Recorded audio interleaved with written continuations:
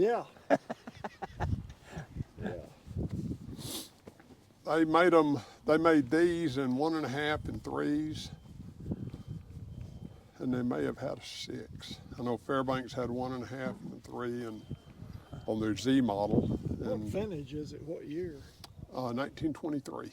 Oh man, my decal's coming off. 102 years old.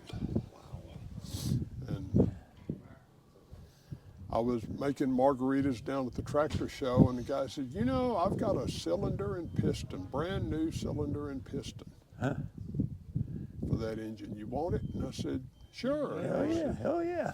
I drove up about 25 miles. He lives up in Whitney, and he had a 3-horse McCormick, and he looked at it and he said, "Oh, that looks like, you know, it'll fit mine," and it wouldn't.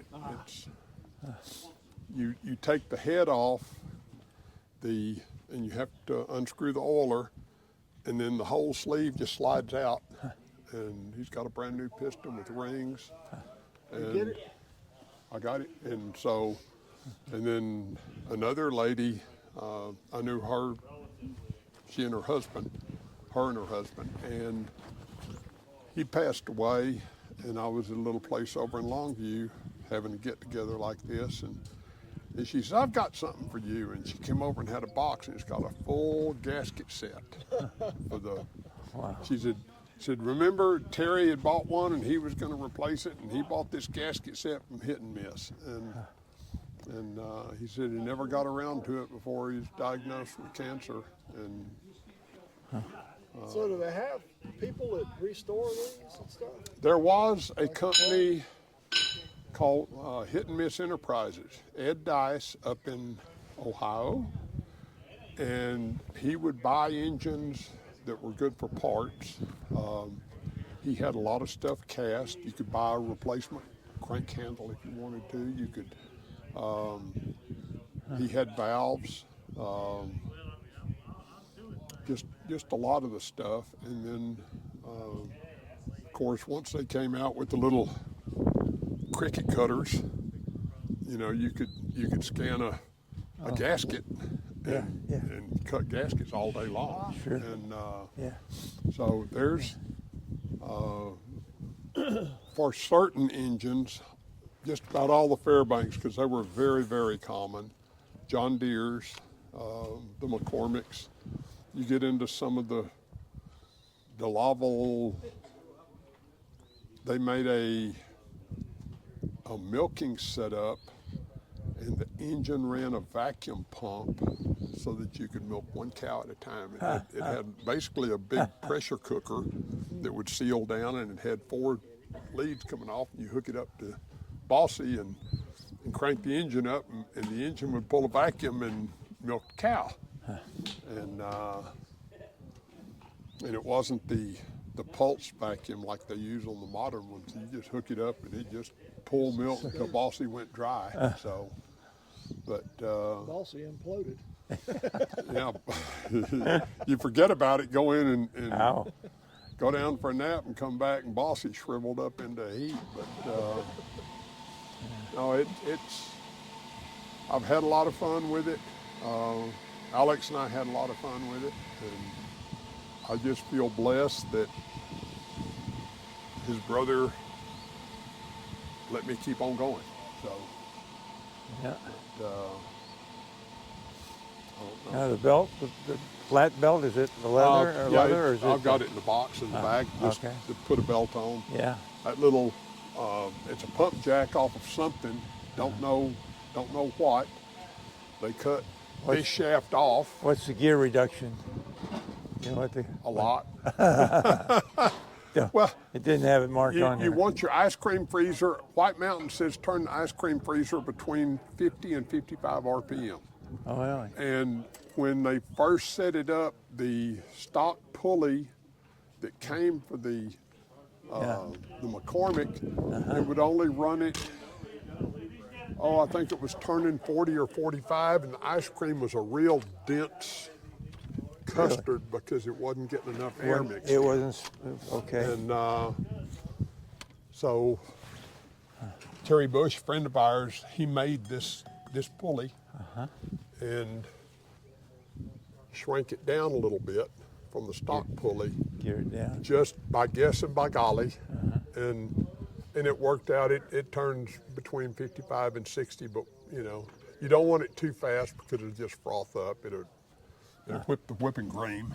But so it's just Yeah. the freezer's made by Country Freezer.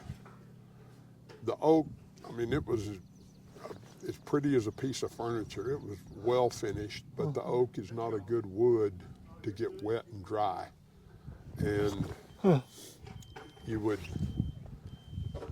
dry out, the bands start falling off, you tighten the bands up, and when it got wet and you made a batch of margaritas or ice cream, it would pop the bands off. So we put screws in around them to hold the bands up, and that stopped that problem. And then eventually getting wet and dry, the middle of the bottom split. It's 3 boards butt joined, and the middle one split right in the middle.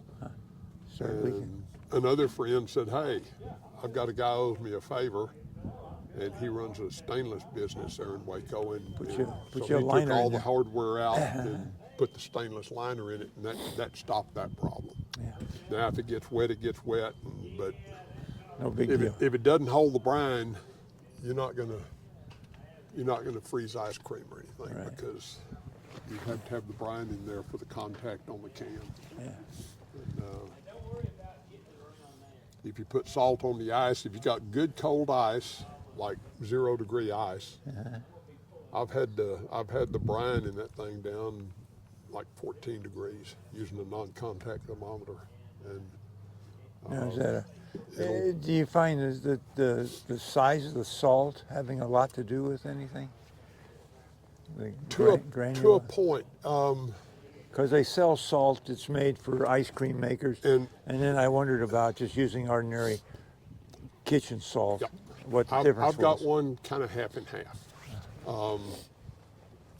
We used rock salt, but you go to HEB and a little box of rock salt is $4, $5 now probably.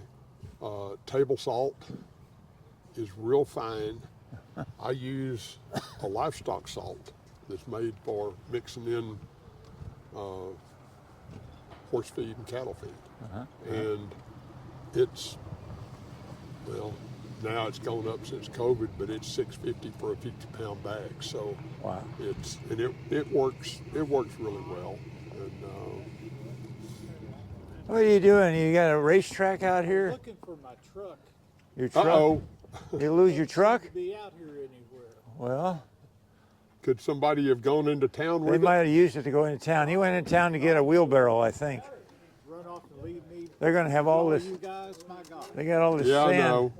They're trying to move all this sand, and he went into town to get a wheelbarrow. Don did. It's all Don's fault. Yeah, blame Don. Think, Don, yeah. look what I bought. What'd you buy? Oh my goodness. Oh, look. Take a camera of him taking a picture. Oh, of yours it. is a counterfeit. No, it's a DJI. It's DJI. not counterfeit. Different brand. It's a real DJI. Yeah. I have two I of thought, those. yeah, I have you. I got 4 of them, but I don't. And these, This is the GoPro? Yeah. Okay. You like that one? yeah. Good? Well, see that little Rode microphone you have up Yeah, there? yeah. It's all internal here. Well, The receiver's built into it. this is a receiver in here. I don't have to use this. Okay. Well, This I can- is the but we're- microphone part. right. Yeah, yeah. So Well, I have. Well, I Some- did have. Don's taken. I guess he went somewhere. I went to get him another drink, and his truck's gone. But I was impressed with these.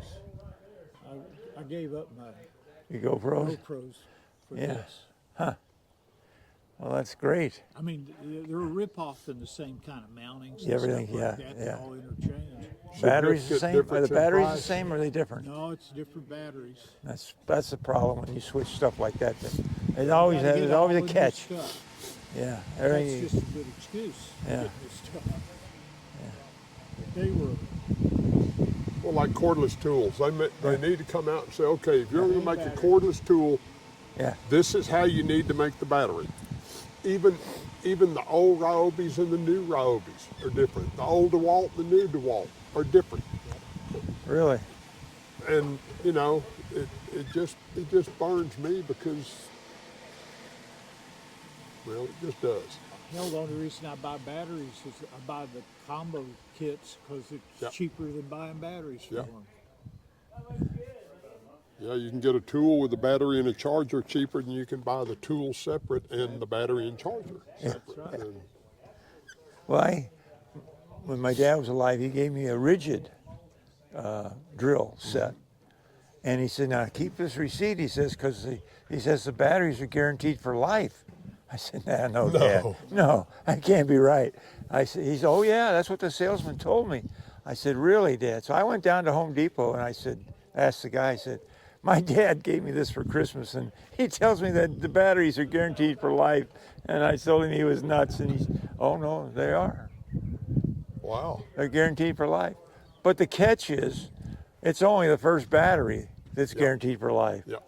You get a replacement. But then there was a big lawsuit over it, and I understand they lost. They were supposed That's to, but that's the same way O'Reilly's and AutoZone. You buy a starter, and This it's a was lifetime billed guarantee. as Yeah, yeah. Well, you buy one, and then you go back and you get another one. Yeah. You know, if you're like me, I've still got my 06, working their butts and off. you go back for the second one and say, See, oh I no, was smart. that This one's year- not lifetime.